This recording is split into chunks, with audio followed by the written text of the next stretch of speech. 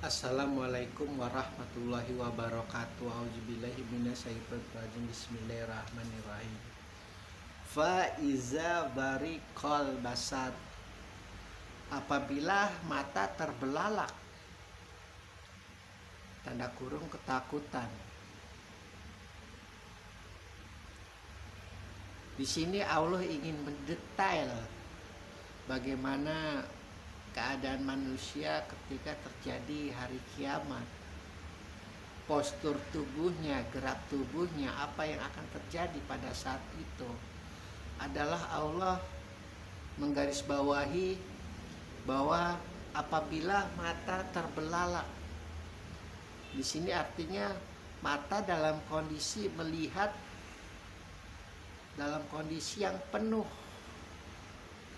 Kenapa itu bisa terjadi? Karena ada keadaan-keadaan yang di luar kebiasaan di dalam lingkungan sekitarnya sehingga dia terbelalak.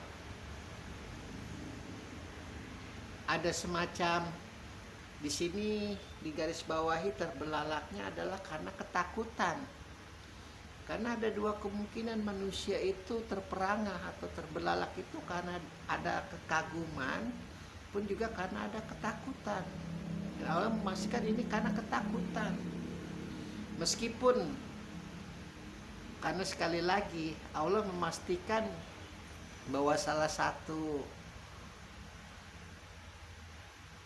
ciri khas kiamat adalah akan menimpa baik kepada orang baik maupun kepada orang jahat, baik kepada orang yang soleh maupun yang tidak soleh. Artinya orang yang baik juga akan terperangah, akan terbelalak, karena di luar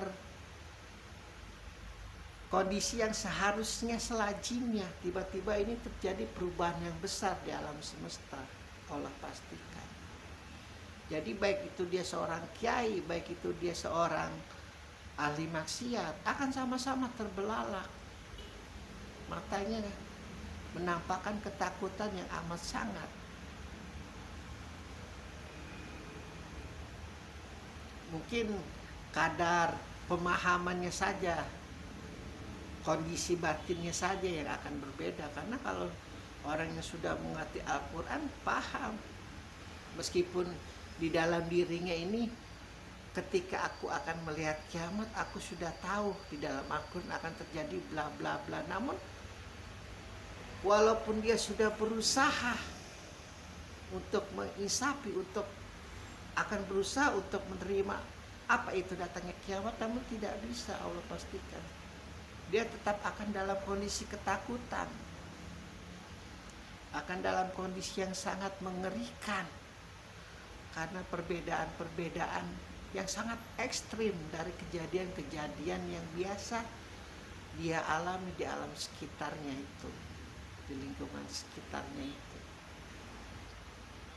Jadi ini memang Allah pastikan bagi mereka yang mampu melihat tentunya akan memperlalakan matanya sehingga dalam kondisi satu detik pun dia tidak ingin melewatkan. Meskipun ketakutannya itu amat sangat, dia tidak ingin melewatkan itu perubahan-perubahan yang ekstrim itu. Makanya di dalam Al-Quran itu ada kiamat sugro, ada kiamat besar. Karena kita tidak mengalami terjadinya tsunami, karena kita tidak mengalami terjadinya gempa yang sangat dahsyat sampai 8 skala Richter ke atas, itu luar biasa dahsyat. Kita tidak mengalami banjir bandang mungkin, tapi bagi yang mengalaminya itu adalah suatu kiamat yang besar. Bencana-bencana alam itu mungkin dalam kondisi kita ini normal, namun ketika terjadi kiamat sugro, bisa saja itu di dalam alam pikirannya itu, kondisi kebatinannya, kondisi kejiwaannya ini, bagi dia itu suatu kiamat yang sangat besar. Dan kiamat-kiamat yang kecil itu sudah mampu begitu menakutkannya manusia. Bagaimana tsunami di Aceh, bagaimana gempa bumi di Jogja, bagaimana bla bla bla yang lainnya itu. Bencana-bencana alam itu sudahlah sangat luar biasa. Bagi kita tidak mengalaminya itu adalah suatu kiamat kecil. Namun bagi mereka yang mengalaminya itu bisa jadi mereka sudah menganggap kiamat itu terjadi. Dan Allah pastikan kiamat-kiamat kecil itu yang terjadi di alam semesta itu tidak ada apa-apanya, pembelalakan mata mereka. Bahkan ahli sains, ahli ruang antariksa itu sudah mengklaim bahwa ujung alam semesta ini adalah lubang hitam. Jadi mereka dengan logika-logika saintifiknya mengklaim bahwa lubang-lubang hitam itu yang akan menyedot pada waktunya kelak bumi, matahari, bulan, dan lain sebagainya. Jadi mereka juga menyadari bahwa kiamat itu memang pasti terjadi. Meskipun sekali lagi sangat jauh berbeda dengan kiamat yang sudah Allah janjikan di dalam Al-Quran. Di dalam Al-Quran Allah menjanjikan kiamatnya itu seluruh alam semesta itu menjadi bubur.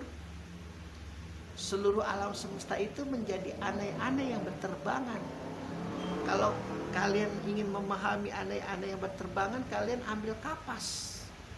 Lalu kalian aur-aur ke atas. Begitulah alam semesta nanti, Jupiter, Mars, semuanya seperti itu.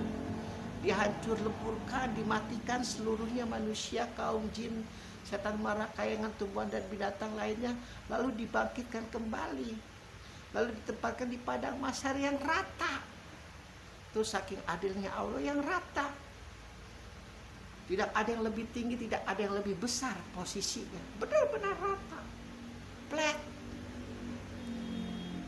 Kenapa harus dimatikan dulu sebelumnya? Karena mau di-upgrade sama Allah. Karena sekali lagi, wahai Ali, apakah engkau mampu melihat apa yang seperti dilihat Rasulullah tentang alam semesta? Apakah engkau memiliki kemampuan penglihatan seperti halnya Muhammad melihat alam semesta? Jika kau ingin melihat, bolehkah? Wahai Ali, ya boleh, tapi yang paling rendah saja. Ketika dibuka mata dia kelayangan dan menyerah. Aku tidak sanggup, aku hanya percaya kau sebagai walinya Allah, begitu. Jadi emang harus perlu di-upgrade untuk melihat alam semesta yang sejati itu. Makanya seluruhnya harus dimatikan. Baik penyembah bulu babi maupun penyembah tai kucing juga semua harus dimatikan. Lalu dibangkitkan kembali dalam kondisi yang flat. Sehingga tidak ada yang merasa hidup di dataran tinggi, sehingga tidak ada yang merasa hidup di dataran rendah, tidak ada. Benar-benar datar.